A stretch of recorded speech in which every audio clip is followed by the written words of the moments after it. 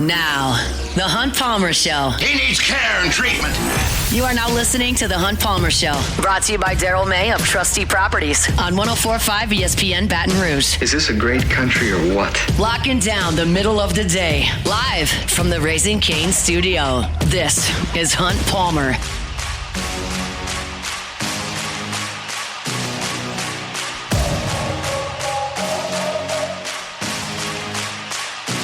Welcome in. Hunt Palmer coming to you from the Raising Cane studio downtown in the capital city on this Tuesday. Hope your work week's off to a good start. Appreciate you hanging out with us here on 104.5 ESPN Baton Rouge. Brought to you by Daryl May of Trustee Properties. Jacob Beck, Cassie Spazzali back there on the ones and twos. Our normal Wednesday guest will be here in order. It'll be Glen West at 1:30. Colin Jeter, former LSU tight end and with the LSU Alumni Association, be with you at 2 o'clock. And, of course, Sharif Ishak at 2:30 talking Saints. Very much looking forward to all of that. Got a little LSU baseball to get to at the end of this hour. Been a report from Kendall Rogers about some shuffling of the LSU regulars. We'll talk about it coming up at 1:45. Plenty to do, so let's crank it up the way we do every single day with our Genesis opening drive. It's time for Hunt's Opening Drive, presented by Genesis of Baton Rouge. All right, LSU in South Carolina coming up from Tiger Stadium on Saturday night. Been a minute since LSU was on the field. Those bye weeks early in the season tend to kind of kill a little bit of momentum, I think. Everybody's ready for a bye week in the old one bye week seasons. You get to Halloween, you've got 8 games in the bank. It might be time to decompress a little bit. It feels like you were just picking up steam with conference play, and then boom, you got to take a week off. But it's time to get back into it and start talking about games that will be played. And LSU and South Carolina will do battle on Saturday night at 6:45. I do a piece for LouisianaSports.net for all the conference weeks called A Series History, and I just kind of go through notable games and moments in the LSU-South Carolina and the history of whatever that opponent is for the week. And this week, I really did learn some things. If I know Auburn's coming up, you know what's coming. Earthquake, cigar, barn burning, interceptions, leverage. They're infinite. Not infinite, that's incorrect. It's very finite. But there are a lot of instances that you can point to in that series that you automatically go to. I did it for Florida a few weeks ago, and you talk about 97, sure. You talk about the Spurrier dominance of the 90s, sure. You talk about the fake punt with Brad Wing, sure. You talk about the fake field goal in the Swamp or the fake field goal in Baton Rouge, sure. You talk about the Hurricane game where things got moved and LSU got stopped at the 1-yard line. You talk about, of course, 2007 and the 4th downs. You can point to those games in these series histories. You can also do that with Ole Miss, as did a couple of weeks ago. You go back to Billy Cannon, you go back to Eli, you go back to Archie Who, Odell Beckham kick return 2 years ago, the ridiculous track meet. You automatically recall a lot of these series, right? In South Carolina, if I put you on the spot and give me the LSU South Carolina history, I think most people will be like, not a lot. And that's fair because there haven't been a lot of games. There have only been, in the history of this series, 23 games.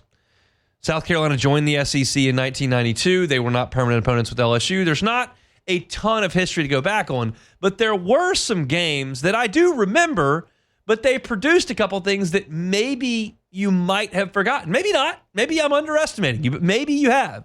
And I went back and kind of wrote about it a little bit at LouisianaSports.net. I kind of wanted to get into it before we got into the X's and O's and the matchups of what exactly this game's going to look like on Saturday.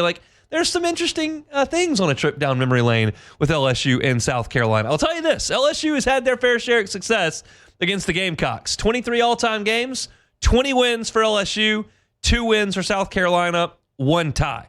South Carolina's lone win over LSU since 1930 came in 1994 in Baton Rouge. And since then, LSU tied South Carolina in 1995, and the Tigers have won 8 in a row in that series. And in that 8, there have been some interesting storylines. Do you all remember in 2015, LSU was set to go to Columbia to play South Carolina, but flooding was catastrophic in the low country there in South Carolina, and the game had to be moved. So on Wednesday of that week, the decision was made to move the game from Columbia to Baton Rouge. So LSU sold some tickets. They donated all those proceeds back to Baton Rouge, back to Columbia. But there were only 50,000 people at this game. They put the South Carolina entrance on the Jumbotron pregame and tried to do what they could, but it was an LSU home game with half capacity. And Leonard Fournette ran for 158 yards in 3 quarters of play. LSU in that game ran for 396 yards. 396 yards in that game. And afterward, Steve Spurrier gave this quote: "I just get frustrated watching our guys. Their guys must have broken 8 tackles on their big runs. Our guys go in there and just fall on the ground. Nobody tackles them." And that was the last game Steve Spurrier ever coached. 3 days after LSU ran for almost 400 yards on South Carolina when they had been displaced from a flood in October, Steve Spurrier said, "I'm done." And that was it for Steve Spurrier. So I think that is an interesting footnote. But that's not the only time that LSU and South Carolina have played each other in a half-empty stadium in Baton Rouge. No, they did that in 2020. We had the COVID regulations. We had the social distancing. I was just working for the LSU Sports Radio Network at the time. I was not doing LouisianaSports.net and did not have this show. So I was just ticketed from LSU radio, and I was sitting out with the mask on in the stands with those of you that were there. And if you'll remember, TJ Finley got the start that night. LSU was dealing with the injury issues. Miles Brennan had gone out with that issue with his, the injury he suffered against Missouri, whatever it was. And they went to Finley, who became the 8th true freshman quarterback to start a game at LSU since World War II that night. And all LSU did was go out and score 52 points on South Carolina and beat them 52-24. In that game, LSU scored on offense, defense, and special teams. Eli Ricks had a pick 6 in that game as a freshman. And Trey Palmer, cousin Trey, we've got a lot of speed in the family, as you all know. Trey Palmer ran the first kickoff for a touchdown back in Tiger Stadium since Dalton Hilliard in 1981 that night, a span of 29 years.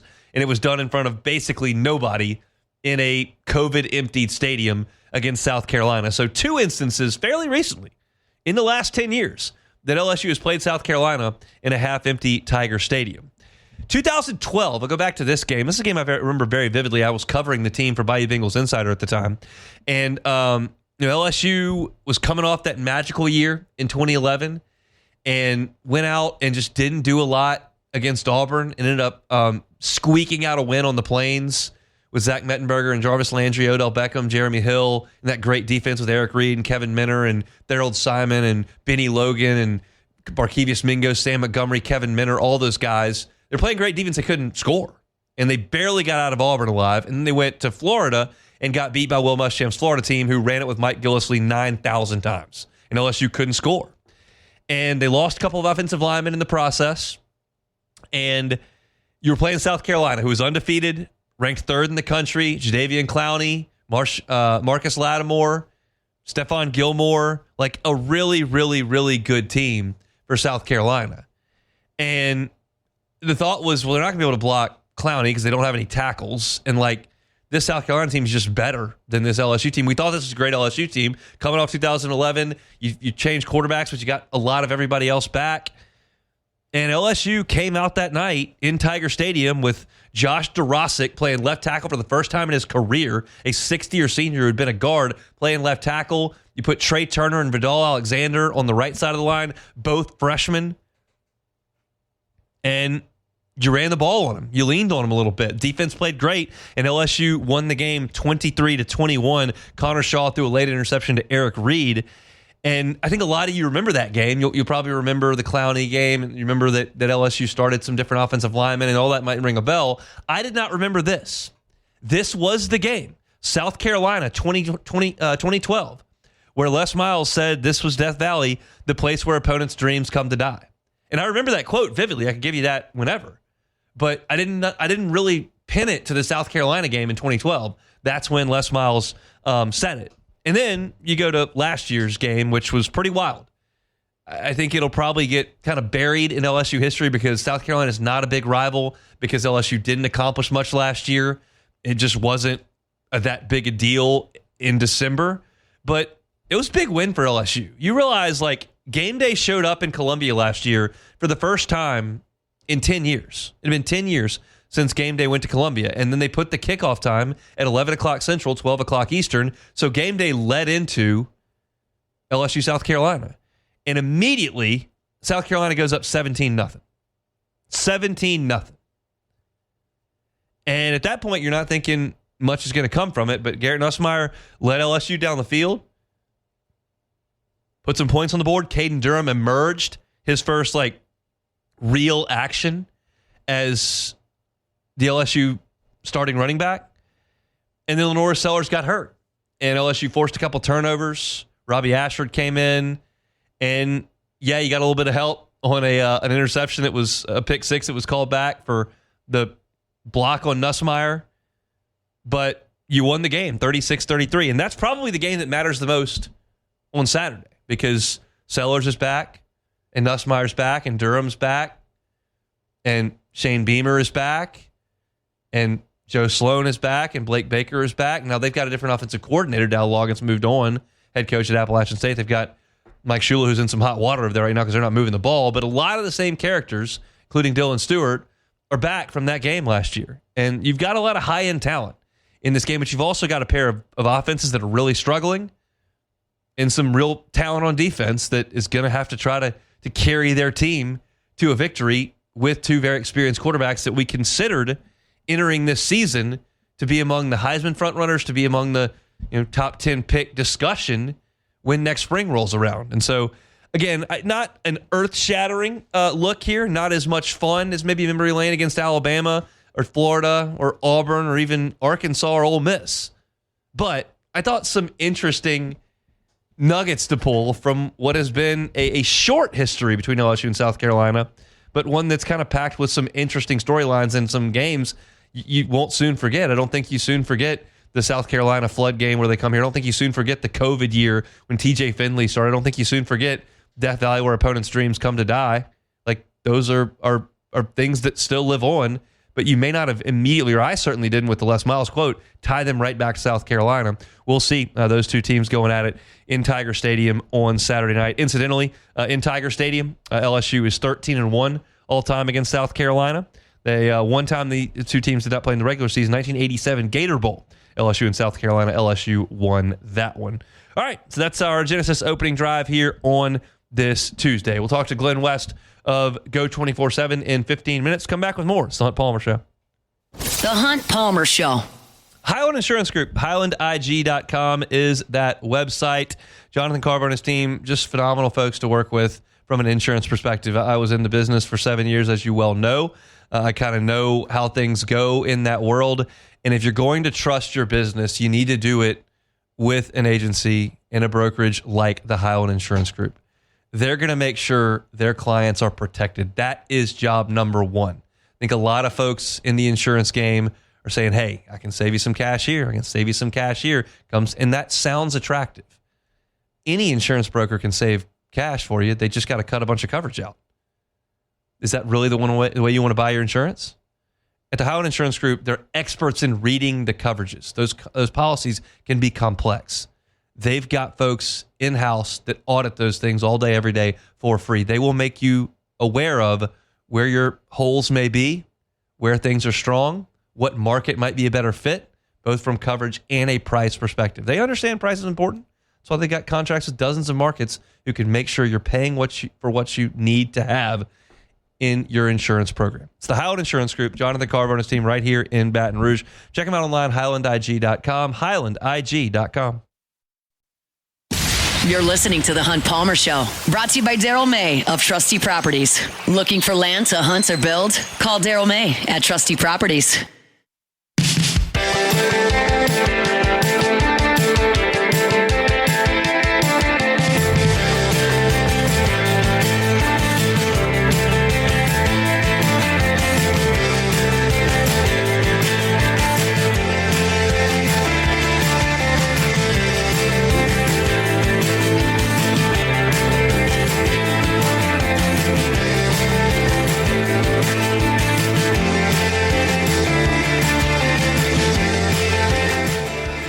Daryl May, Trusty Properties. I tell you all the time that Daryl can help you find that piece of real estate in the rural areas like the Felicianas, Point Capee, up into Mississippi, and he certainly can do that. More than happy to help you with that new hunting property. But Daryl's also just a licensed realtor in Louisiana, Mississippi. If you're looking to buy or sell a home in Baton Rouge, where Daryl was born and raised and knows like the back of his hand, trust Daryl May at Trusty Properties to do it. Not only is he a licensed realtor, he spent more than 2 decades helping build homes. So no one is better in that space at identifying quality listings, quality properties for you to purchase, or helping you sell yours. Daryl May, Trusty Properties. It is a name you can trust. Bring you our Tuesday shows each and every week. There has been an advancement in the Kyren Lacy, call it case, call it situation, call it back and forth. There's been an advancement today. Yesterday, we discussed the video that was released on Friday that featured Kyren's attorney, Matt Ory, on HTV down in Houma, detailing some of the findings from the district attorney's investigation that support his case for Kyren. And we went through a lot of that, and I gave you some of my thoughts, some of my opinions, and then took it a step further as far as the social media reaction and ultimately the events that led up to Kyren's tragic death. And today, Louisiana State Police released an 11-minute video with more findings and more evidence. This video, which you can go find, we've got it at louisianasports.net. You can find it there, just a quick Google search away. This video contains surveillance footage of the wreck site and some of the events leading up to the wreck. It contains body camera footage from the officers at the scene of the crime.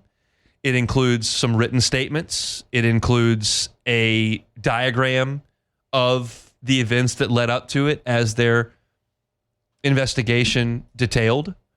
And it has a narrator that lays out the facts into why Louisiana State Police pressed charges and ultimately arrested Kyren Lacy and reinforced the belief that that arrest was justified within the last 72 hours. So you can go look at this, and I'll give you my opinions. I realize that everybody listening to this doesn't have the 44 minutes of information that I have from the HT video and the 11 minutes that I have from this Louisiana State Police video. They are two different videos. It's an hour of your time. I've taken that hour of my time because it's part of my job to be informed and to give you opinions as to what happens in the news cycle. But I realize that a lot of you haven't. A lot of you have, for sure. It's right there on the internet, and there are a lot of views on these videos. What I told you yesterday was Kyren's attorney laying out some of the facts about Kyren being a football field behind the collision, about Kyren braking, about a car that was headed northbound that ultimately collided with Mr. Hall's car and was part of the collision that killed Mr. Hall.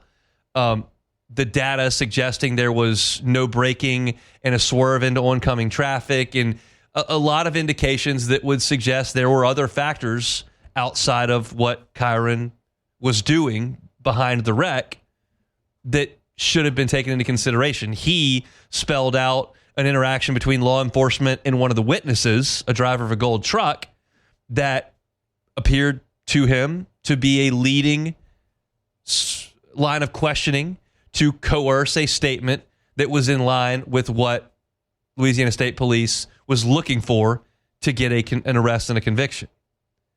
That's what he laid out. And I told you yesterday, I'm fully aware I am listening to Kyren's attorney talk with the other side's not present.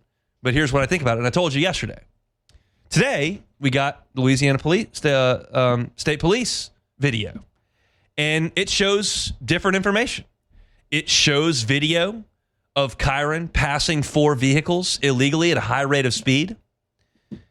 It shows Kyren approach the site of the accident, the collision, in his Charger and drive through it. It shows the law enforcement officer walking up to eyewitnesses and getting their initial immediate response.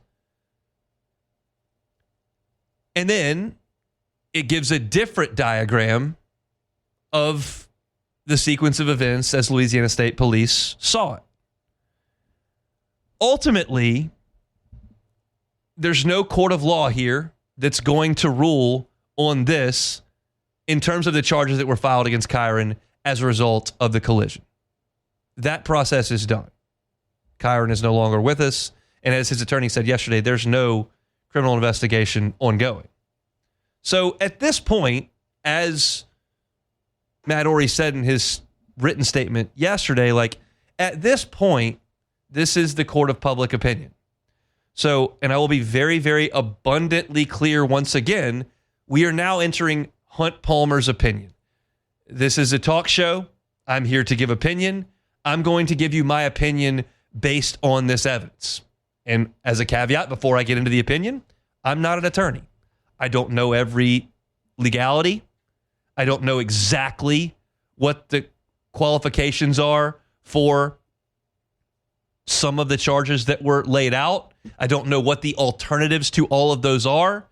And that's beyond the course and scope of what I'm going to do here. This is not a news channel where we're getting to the bottom of criminal investigations daily. There is a sports figure that is involved here, so I think it's relevant for this show. And we're talking about a situation that is developed today. So this is my opinion based on watching 44 minutes led by Kyren Lacy's attorney, Matt Orey, and 11 minutes led by Louisiana State Police. Keep in mind, Kyren's attorney did not show me the video of Kyren passing those vehicles at a high rate of speed. He did not. Keep in mind, Louisiana State Police video did not show me the body camera footage of the conversation with the man with the gold truck, who I do believe to be the most important witness in this case. So again, I am fully suggesting to you that you're getting sides of the story that are in Louisiana State Police's best interest and Kyren Lacy via the representation of Matt Orey's side of the story. I completely get that. And so I have taken that, and now I'm going to give you what I think happened.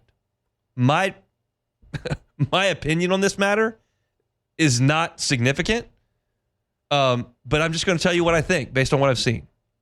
I think Kyren made two really, really poor decisions. The decision to drive that fast on that road around four vehicles was a very, very bad decision. That is reckless operation of a vehicle for sure. You can see on the video how much faster he is going than everybody else. We do know that that is a no passing zone. It was reckless operation of that vehicle. No question about that. And in my opinion, it was a bad, bad decision of Kyren to watch that collision right in front of him. You can't miss a car accident less than 100 yards in front of you. And to wiggle around that and be gone. He's not the first person to do that. He wasn't involved in the actual collision. He's a young person. That's a high-stress situation. I understand. I believe it was a bad decision of his to drive away. That's my opinion. I think it is likely, my opinion, that his decision to drive recklessly alerted a lot of people in a small area driving vehicles. I don't know why the gold truck veered off to the side or how quickly the gold truck veered off to the side. But that was one of the decisions, that gold truck moving off, that triggered the next thing, which was the Kia moving into oncoming traffic and the other Kia that Mr. Hall was driving. Those two Kias collided. Now, I cannot speak to you today, right now, how much impact Kyren's driving had on those two Kias colliding. It is, in my opinion, extremely plausible that the gold truck veered off to the side because of Kyren, that the Kia saw Kyren, didn't know how to avoid Kyren, and crashed into the other Kia. That is plausible to me. It is also very plausible to me that the Kia did not see Kyren, was not paying attention, was eating Funyuns, as she said, and listening to her music, as she said, realized she was getting way too close to the gold truck, was going to hit the gold truck, veered into oncoming traffic, and hit the Kia, completely independent of what Kyren was doing recklessly 75 yards away. That's plausible. Both of them are plausible to me. That would make me a very difficult juror on this case that would need more information. And I'm confident, while not certain, I'm confident there is more information that I don't have. I'm confident in that. So what I'm telling you as I go through this, I don't have a gavel here to bang and tell you this is definitely what happened and this is definitely what the ruling should be. There are a lot of people on Twitter, in Facebook comments, in message boards, wherever, that have very, very strong opinions about this. I don't fall in either of those camps. I think there are some issues with eyewitness accounts. I think there are some issues with the questions that were and weren't asked from law enforcement. I think there are issues with the decision-making of some of the drivers. I realize this is not the most salacious and juiciest take you've ever heard, but I'm just trying to view this as openly as possible, and I can see both sides. I think it's very, very possible that if Kyren doesn't drive recklessly and pass those 4 cars, potentially causing the gold truck to stop what he's doing and pull off to the side, which then makes the car behind the gold truck veer into oncoming traffic, which then creates that collision, that's possible to me. It's also possible that a woman was eating Funyuns and not paying attention, and she wasn't looking forward, and that she ended up driving into oncoming traffic because she wasn't going to brake quickly enough because she wasn't paying attention. That's plausible to me too. I don't have a hard and fast on this. I think, in my opinion, to completely round this whole thing out, here's what I think happened. This is Hunt's opinion, not fact. It's my opinion that Kyren was going way too fast where he shouldn't have been, that the gold truck saw him and pulled out of the way. Then the Kia behind the gold truck, who wasn't paying close enough attention, was going to hit the back of the gold truck, veered into it, and boom, the 2 Kias collided. So in that line of thinking, it would stand to reason that Kyren did create the gold truck's decision, and because the gold truck made that decision, the Kia behind the gold truck had to make another decision.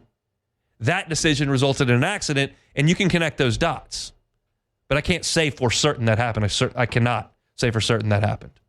What I can say for certain is that there were bad decisions made, that it's a tragedy that a man lost his life in that collision, and it's a tragedy that in the ensuing weeks, Kyren lost his. That I can say for certain. It's tragic. And I don't know where things go from here. I don't know if there will be further legal action that's civil in nature. That's beyond the scope of what I'm comfortable talking about.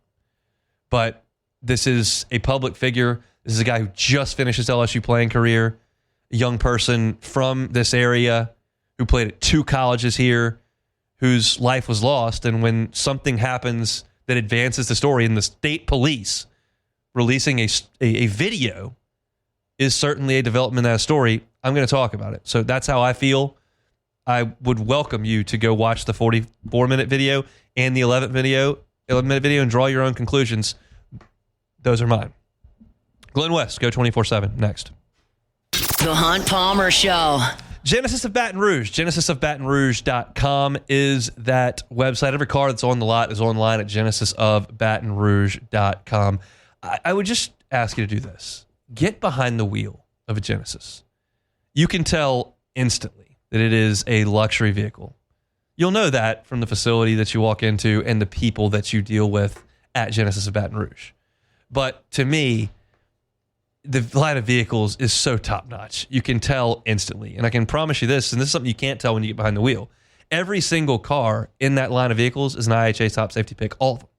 So you know that not only are you sitting in luxury, you have all those bells and whistles at your disposal, you also are behind the wheel of one of the safest cars in the road. I'm just telling you, when that time comes for you to get behind the wheel of a new car, whether it's a lease, whether it's a purchase, whether it's this month, next month, or down the road in a year, just put Genesis on your list and go try it. I promise you, your eyes will be open, because a lot of you probably have not driven a Genesis. Make that change next time you're in the market. It's Genesis of Baton Rouge. Go by and see them airline at Pico or check out that entire line of vehicles at genesisofbatonrouge.com. This is the Hunt Palmer Show, brought to you by Daryl May of Trusty Properties. Looking for land to hunt or build? Call Daryl May at Trusty Properties.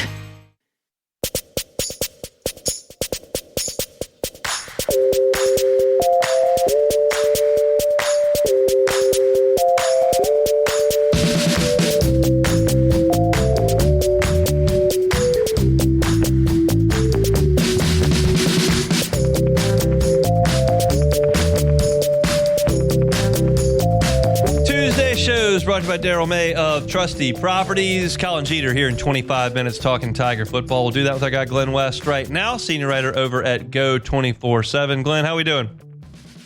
Doing great, Hunt. How about yourself? I'm doing all right. My baseball team's in big trouble, but other than that, I'm doing okay. Let's just get out and talk offensive line. If everybody's healthy, who's your right tackle? I probably will stick with Weston Davis as my projected right tackle. I mean, that's just what I think LSU is going to do. I think, for a lot of people who are wanting to see the freshman Kyren play, I think left guard is probably a little bit more of a likely proposition that he plays left guard than right tackle this weekend, unless something happens with Davis and he has to go out of the game or something. But I would say Weston Davis is probably going to be the right tackle this weekend. We obviously saw Kyren working a lot at left guard and at left tackle in the spring and starting in the fall. You've got an injury there with Mabenga. You've got Chester. You've got Cohen Eccles. Do you think Kyren is an actual option there at left guard?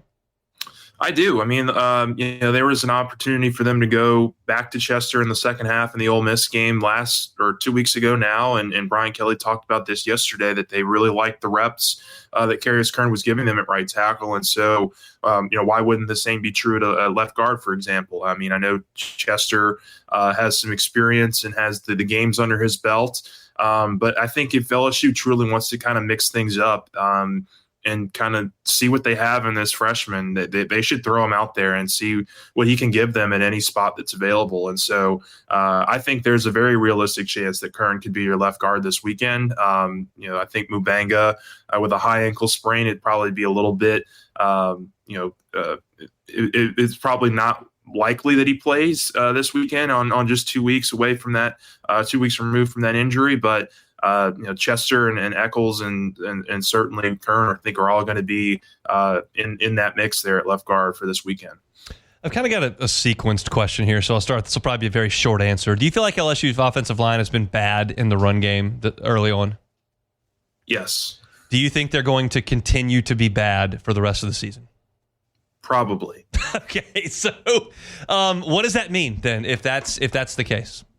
I think you have to work for incremental improvement. I don't think we're going to see a rushing offense go from 15th to 2nd in the over the next 7 weeks. But if you can find ways to make this thing a little bit more efficient in the run game, find ways to make it. I've been using the word timely. If you can find timely runs of 6, 7, 8 yards, pretty on a consistent basis, I think that's a win. As long as they're not runs where you're getting stuffed at the line of scrimmage or losing a yard or two and just getting yourself behind the chains, as long as they're moving forward as a run game, then I think that's a win for LSU. I'm not asking for explosive runs. I'm not asking for huge holes for these running backs. It would be nice to see because I do think there are some talented backs, and look, I think it's a two-way street too. The running backs got to be able to see those holes and hit them hard and make guys miss and things of that nature. But it really does start at the offensive line for me in the run game, and just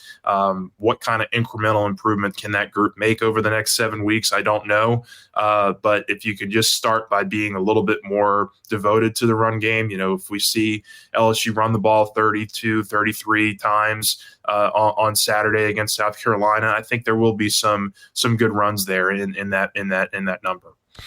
As far you said, you don't expect the offensive line to get significantly better. Do you expect Garrett Nussmeier to get significantly better? I sure hope so, because I do think that the season really rides on whether or not he can get to a version of himself that we've seen in the past, which is just, a guy that can sling the ball down the field. I mean, I think we've seen, a player in last year that was capable of doing that, and he has a much stronger arm than I think we've seen in certain spots of this season. They got to start hitting the vertical deep threat balls, and I think that's been the area of focus for them the last 2 weeks. And but it's a believe it when we see it kind of deal for me right now, because, I thought there was some real headway being made after the Southeastern game. I thought he looked good. I thought the passes came out of his hand pretty sharp in that game. And then in the Ole Miss game, he just missed, a lot of the balls that I think he probably should have been completing. And whether that's due to his injury or not, they need him to be a much better version of himself than what he's been these first 5 weeks for this offense to really improve and to give this team a chance to make that playoff push here over the next 7 weeks. All right, let's talk about South Carolina. Lenora Sellers is obviously the headliner for that team offensively. He ran all over LSU when healthy last year before going out of the game. Does he pose a significant threat to this LSU defense?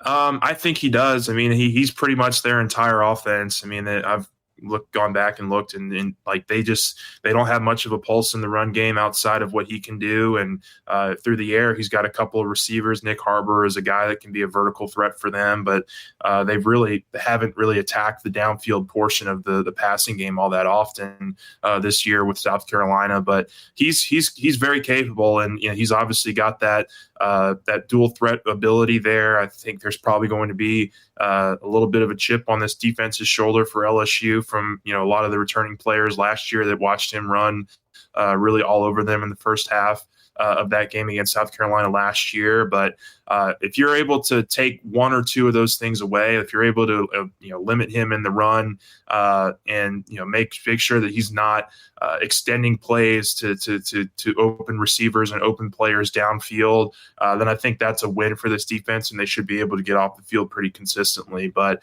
it really does start and end with Sellers and just how much pressure they're going to be able to apply. This offensive line for South Carolina has really struggled to keep Sellers upright. I mean, he only has 98 rushing yards on the season, and that's because he's got 130 yards in sack yards. So if you're able to get pressure with guys like Jack Piver, Harold Perkins, Patrick Payton, the Weeks brothers, I think LSU should be in pretty good shape defensively this weekend. It hasn't mattered who the quarterback's been the last 3 years. South Carolina's given up a lot of sacks. Rattler took a lot of sacks. Sellers took a lot of sacks last year. And they've given up a lot of sacks this year, as you mentioned. So LSU's pass rush from a sack number standpoint hasn't been awesome. Do you trust them to be disruptive this Saturday? I do. Yeah. I mean, I think maybe they haven't gotten home on a lot of the plays, but they've been able to get pressure. And I think sometimes that's almost as important as, maybe not making the play. So if they're able to consistently apply pressure from all angles, contain him, keep him in the pocket, keep him from scrambling. That's the thing that Trinidad Chambliss did so well for Ole Miss a couple weeks ago was LSU did a pretty good job of applying some pressure on him, but he was able to escape and make plays with his legs, especially on third down. They've got to be able to eliminate that this weekend and not allow South Carolina to have these big drive continuing third down conversions with Sellers in his feet. And last one, pretty broad question here. How big is the game Saturday night for LSU? I think it's pretty big. You have to set a tone in October. I mean, I think LSU has to go 3-0 in October to really give themselves a realistic chance of running through the conference and being able to finish as a 2-loss conference team. And you've got to be able to set some kind of tone this weekend, I think, with your offense. I think this is you're going to have the home crowd behind you. I think you can be a little bit aggressive on South Carolina here. This is not a defense that's going to or that shouldn't be able to overwhelm your offense if you've made some strides like they think that they have.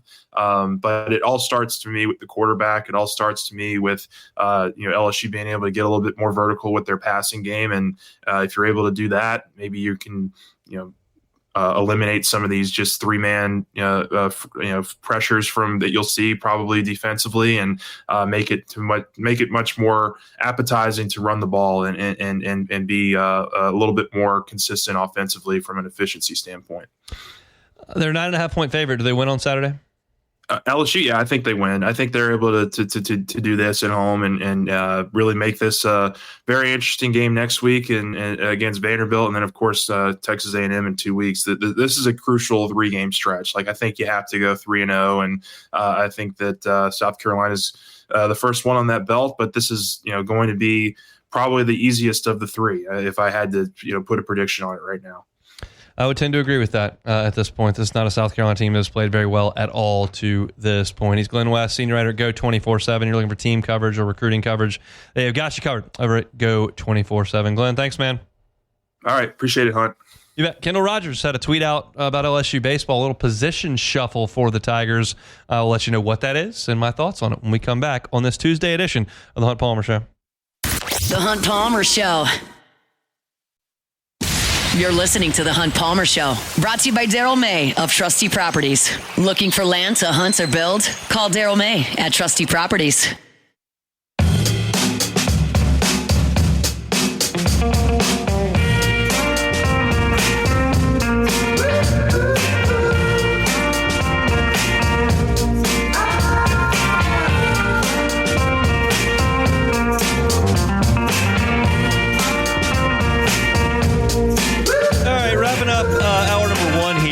On this Tuesday, fast-moving hour, we'll have Colin Jeter in 10 minutes talking Tiger football. Kendall Rogers, of course, with D1 Baseball, had a tweet earlier today saying that he's hearing from people inside the LSU baseball program.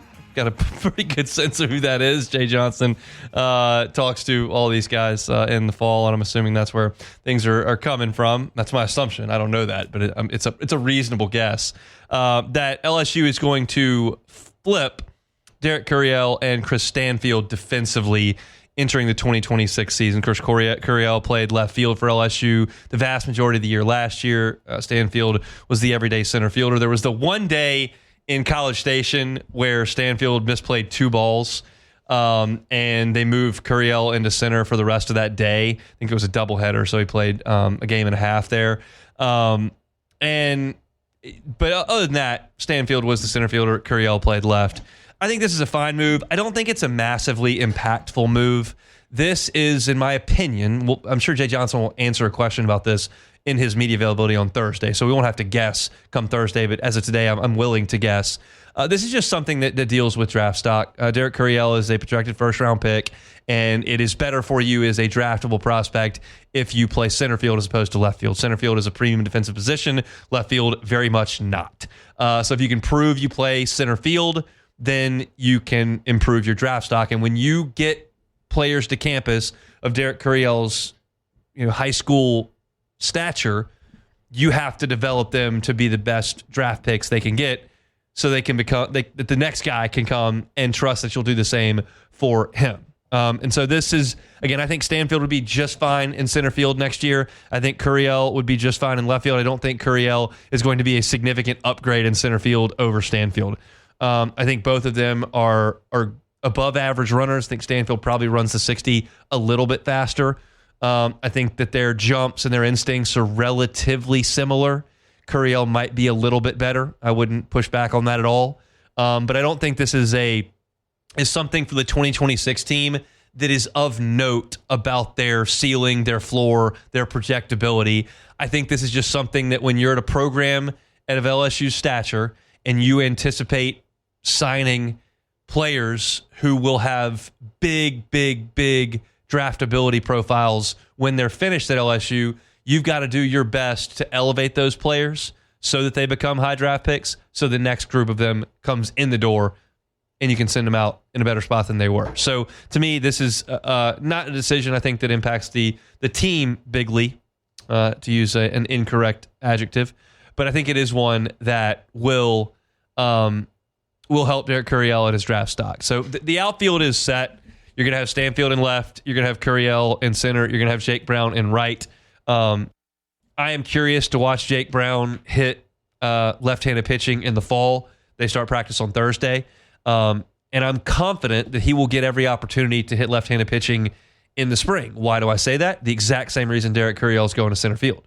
Because Jake Brown is also a very, very highly draftable prospect, but he needs to be able to hit left-handed pitching. And you can't hit left-handed pitching if every time a left-handed pitcher pitches, you sit on the bench. So he's going to get that opportunity.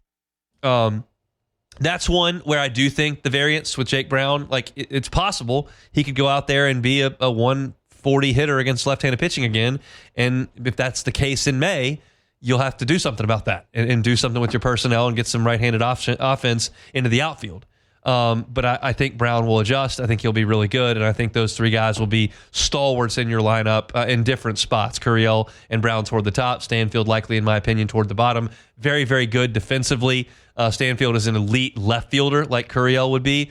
Curiel, I believe, is a very much above average center fielder. And Jake Brown, while he was not good defensively as a true freshman, went out to the outfield, he wasn't very good. Made, of course, a big misplay in Chapel Hill. Much better this past year, and I think will get better. When you're that athletic, you can figure out the outfield pretty quickly. So that's definitely a strength of this LSU team. If you missed the top of the segment there, Derek Curiel moving to center field. Chris Stanfield will be in left field. Jake Brown be your right fielder in Baton Rouge. Kendall Rogers, D1 Baseball, reporting that. Missed any of the first hour? Catch it on demand. Just search Hunt Palmer Show. We're back with Colin Jeter after Sports Center.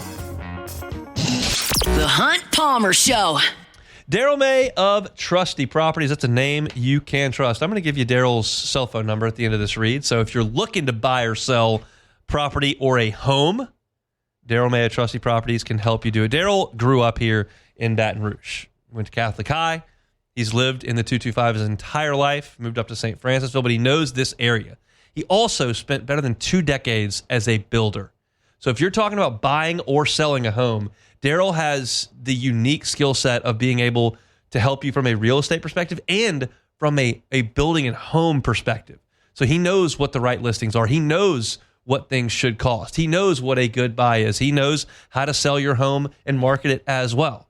So I tell you all the time, if you're looking for land, Daryl May can help you do that for sure. But if you're buying or selling a home, just a residential property here in Baton Rouge or in the surrounding areas, Daryl May at Trusty Properties can help you out with that. Daryl May, Trusty Properties, a name you can trust.